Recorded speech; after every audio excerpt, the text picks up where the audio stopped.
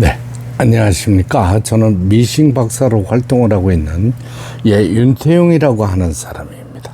오늘 수리하고 있는 이 기계는 브라더 미싱에서 이제 생산 판매하는 기계인데요.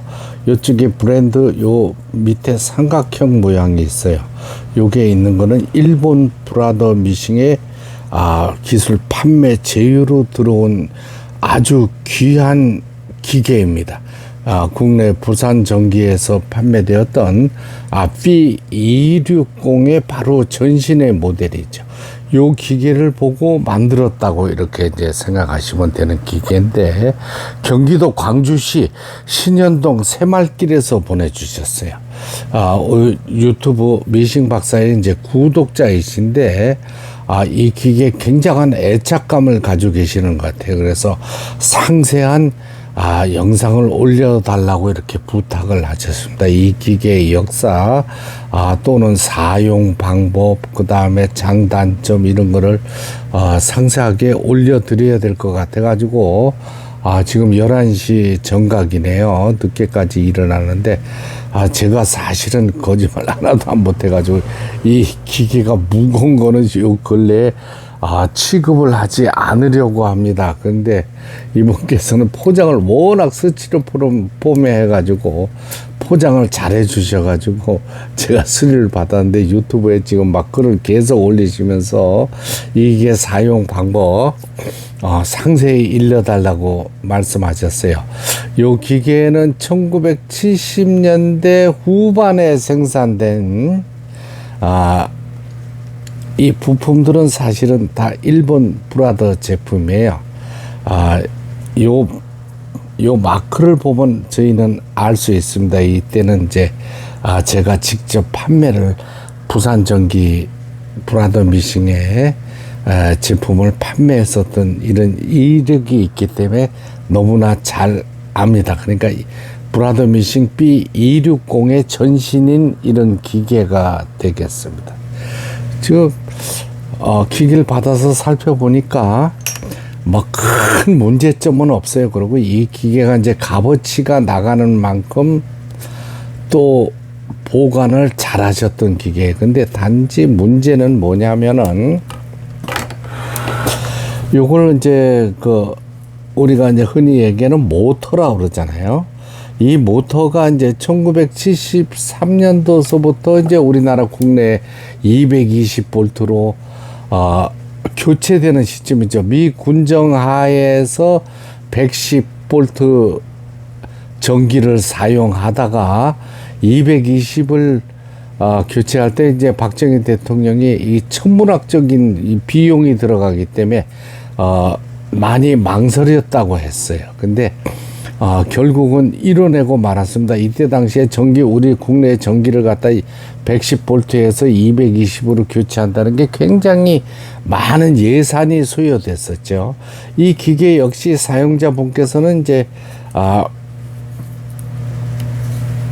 여기 있습니다. 제가 체크를 해보니까 이렇게 110에 맞춰져 있어요. 요거는 110, 220에 겸용으로 되어 있는 기계입니다. 아주 천만다행이죠. 110에다가 맞춰놓고 저한테 수리를 보내지 않고 220에 꼽아 쓰셨다면 이 모터 다 타버렸습니다. 그렇죠? 이 모터도 굉장한 브랜드입니다. 이게 40년 세월이 흐른 기계인데 마스시타 일렉트리라는 이런 이제 일본의 저 유명한 전기 마스시타 검색해 보시면 아시면은 마스시타 전기라 그래가지고 대단한 회사입니다. 일본 경영의 귀재라는 사람이 운영했던 회사죠. 마스시타에서 보내주는데, 자, 요걸 갖다가 제가 체크를 하기 위해서 110으로 돼 있던 걸 220으로 교체를 했습니다. 그런데 이걸 교체를 하지 않으면 요게 지금 전구가 70년대 후반의 제품이니까 전구도 110볼트가 아니겠어요. 그렇죠? 그래서 220으로 교체를 했습니다. 근데 이제 전기 배선을 할 줄 몰라서 누가 손을 댄 것 같아요. 재봉등기를 작동하면은 램프가 꺼졌습니다. 이거 삼선을, 이거는 이제 잘 모르시는 분이 손을 댔었던 것 같아요. 그래서 220에 일단은 저도 이분 우리 유튜브 미싱 박사 구독자분이 이렇게 섬세하게 질문을 응답을 해주시고 이 기계 설명을 부탁하는데 제가 피곤해도 제대로 해야 되겠다는 이런 생각으로 모든 부분을 이렇게 설명을 하고 있습니다. 요 삼선 배선이 조금 잘못돼 가지고 기계를 작동하게 되면 램프에 불이 들어오지를 못했던 기계, 요거를 제가 다시 배선을 제대로 맞췄습니다. 그래서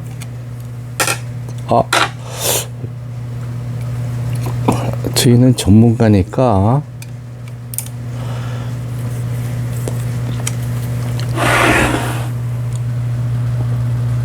그렇죠. 네. 220에 맞췄습니다. 그러니까 220에 겸용 모터인 셈입니다. 그래서 벨트를 교체해야 했습니다. 이 기계는 사용을 못 하셨던 기계예요.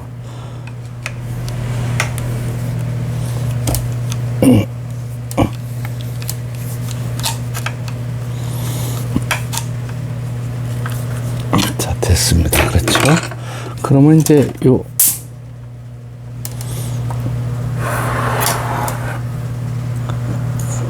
110 전구가 끼워져 있었던 상태라서 이거는 이제 버리겠습니다. 그렇죠?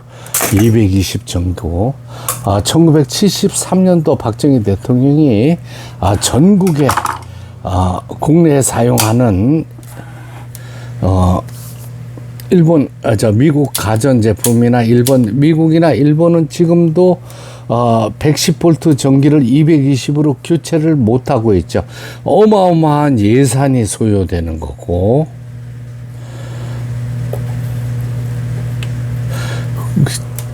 나라 전체를 그 전기를 교체한다는 게 쉽지 않은데 박정희 대통령이 용기 있게 이 국내 전기를 73년도부터 교체해 가지고 지금은 우리나라에 110 쓰는 집이 없죠. 2000년도에 들어서서 220V로 전 국토의 전기를 220V로 완성한 이런 획기적인, 일종의 보면 어떻게 보면 업적이라고 할 수가 있었습니다. 그렇죠?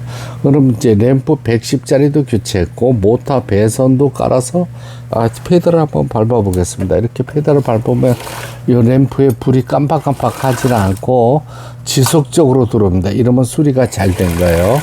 예, 그 다음에 이제 이거는 고무 패킹이라고 그러죠. 북실을 감을 때 사용하는 고무 패킹인데, 예, 이게 이제 40년 세월이 흐르니까 이게 아주 고착됐어요. 굳어버린 거죠. 한마디로 이렇게 굳어서 요것도 이제 교체를 했고, 벨트도 가지고 계신 벨트도 교체를 했습니다.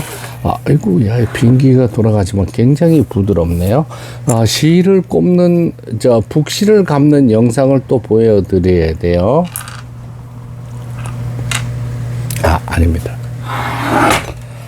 이제 뒤집어 보게 되면 옷감을 밀어주는 이 부분도 일본제 정품으로 되어 있습니다. 그리고 하나하나 브라더라는 네임택이 다 찍혀 있는 걸로 봐서 부품이 교체되지 않은 기계로 보여집니다. 이제 북실을 감는 영상을 보여드려야 되는데, 요걸 버빈이라 그러잖아요. 북톨이라 그러죠. 그죠? 요렇게 끼워집니다. 이때 당시에 아주 고급 미싱입니다. 왜냐? 여기 스프링이 달려있는 이 부분은 굉장히 비싼 겁니다. 옛날에 국내에서 생산된 부분들은 여기 땜질을 해가지고 여기 홈에 끼워서 쓸 수 있는데, 이건 지금의 기계처럼 스프링이 되어 있죠. 그죠? 북실을 감는다 할 적에는 이제 실패에 실을 꼽아 보겠습니다.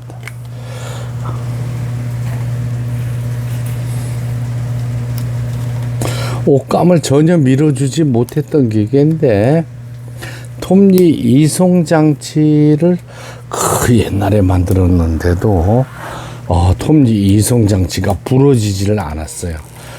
한국에서 생산된 기계들은 톱니 이송 장치가 이 정도 세월이 그러면 모두 부서져 버리고 없습니다. 자, 요걸 손으로 잡는 게 더 빠르겠어요. 아주 고르게 감기는 걸 보실 수가 있습니다. 그렇죠? 이걸 이제 북실을 감는다 그러는 겁니다. 요걸 제끼게 되면 열리는 거고 누르면 감립니다. 제가 걱정했던 부분도 이쪽에 북실 감기 잡기 이두막기라고 일본말로 많이들 얘기하는데 요 푸시를 누르지 않아도 정상적으로 고르게 감기는 거 봐서 이때 기술력이 굉장히 뛰어났다고 생각됩니다. 제끼면 이 부분이 빠지죠. 이렇게 빠지죠.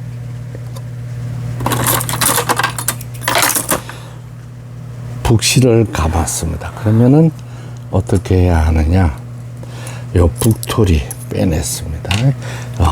요것도 자세히 보여드려야 돼요. 이렇게 해서 여기 틈새 방향은 관계가 없습니다. 틈새에 버빙 케이스에 요거 버빙 케이스 버빙을 넣게 되어 있습니다.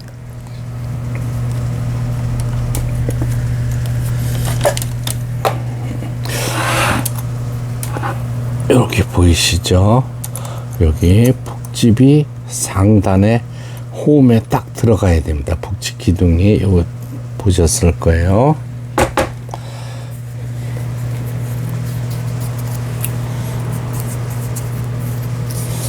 그 다음에 실을 끼우는 영상도 슬로우로 보여드려요. 자, 여기 이제 실을 놔야 되는데 조금 길이가 큰 실은 빠집니다. 그래서 여기 빨대를 끼우세요. 제가 준비가 안 돼서 그거 상세히 보여드리지 못해. 오른손은 항시 붙잡고 계셔야 돼요. 내려왔습니다. 여기 쟁반 두 군데에 쟁반이 있어요. 여기 슬그머니 지우면 제대로 위실이 끼워지질 않습니다. 오른손으로 실을 팽팽하게 잡고 제끼세요. 그러면 실하고 모두 쟁반 속에 들어갑니다. 이때 이게 중요한 부분이 지금 넘버 4에 놔져 있어요. 그렇죠? 요거를 위실 장력 조절기라는데 이 부분이 이제 이상이 있으면서 5번, 6번, 9번까지 10번까지 넘어갑니다. 근데 아주 대단히 정교하게 만든 기계라서 지금도 4에 놓으면 맞을 것 같습니다. 폴리를 돌렸어요. 이렇게. 그러면은 이 부분이 이제 스프링까지 모두 걸려 있는 거죠. 이걸 그냥 한 손으로 돌리면 안 됩니다. 위실을 끼울 때는 위실을 꼭 잡으세요. 오른손으로 잡고 왼손으로 뺑뺑하게 당기면서 감아주시기 바랍니다. 왼쪽에서 오른쪽으로 그 다음에 넣어주고 이렇게 합니다. 그렇죠. 제가 이제 이런 기계들을 옛날에 판매하러 다닐 적에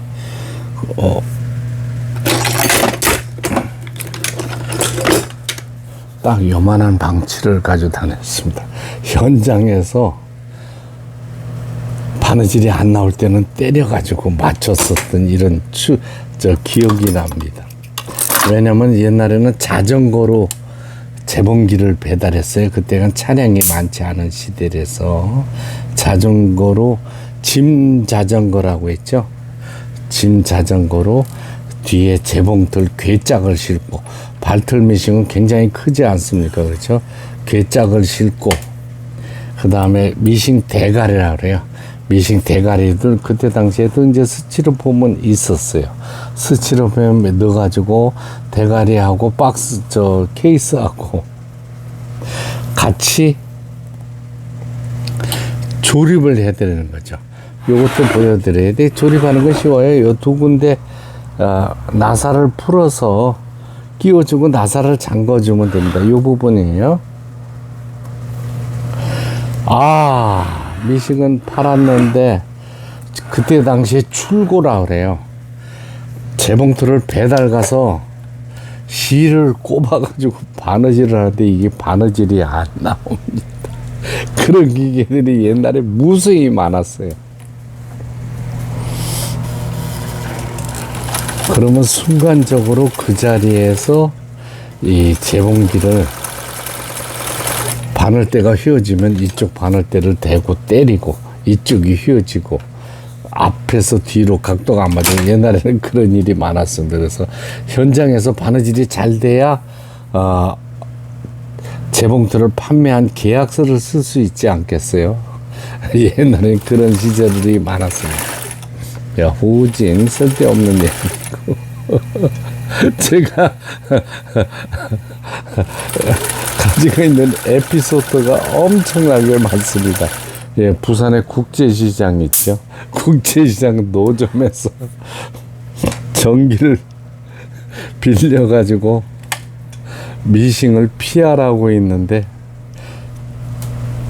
자갈치 아줌매들이 손님을 착 모아놓고 재봉기를 설명하고 있으니까 장사가 안 되는 겁니다. 쫓아와서 항의하고 고모다라이 집어던지고 예 그랬던 시절도 생각납니다. 예 그렇게 살아왔습니다. 옛날 분들은. 자, 후진 버튼.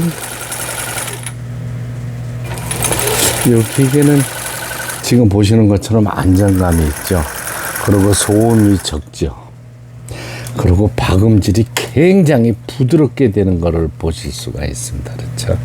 요게 이제 바느질 땀수라 그래가지고 2번에는 2mm, 3번에는 3mm, 4번에는 4mm. 이때 당시 5mm 나왔던 기계가 많지 않습니다. 예. 일본 브라더 제품에 한국 조립품이라고 보시면 되겠습니다. 순수한 국내 생산품은 아니에요. 대단한 기계입니다. 아주 지금 세월이 굉장히 많이 흘렀는데도 이렇게 부드럽게 바느질이 되는 것을 보실 수가 있습니다. 끝까지 시청해 주셔서 대단히 감사합니다. 제가 밤늦었는데 이분은 영상을 안 보내드리면 혼날 것 같아가지고 밤이 늦었지만 영상을 찍었습니다. 네, 끝까지 시청해 주셔서 대단히 감사합니다. 네, 그리고 구독, 좋아요. 유튜브 미싱 박사 영상을 보시는 분들이 95%가 구독이라는 걸 누르지를 못해서 연세가 높으셔서 그런 것 같아요. 구독, 좋아요 눌러줘도 돈 나가는 거 아닙니다. 네, 구독, 좋아요 꼭 눌러주시기 바랍니다. 그래 제가 힘 닿는 데까지 유튜브 영상을 찍을 수가 있지 않겠어요? 예, 끝까지 시청해 주셔서 대단히 감사합니다.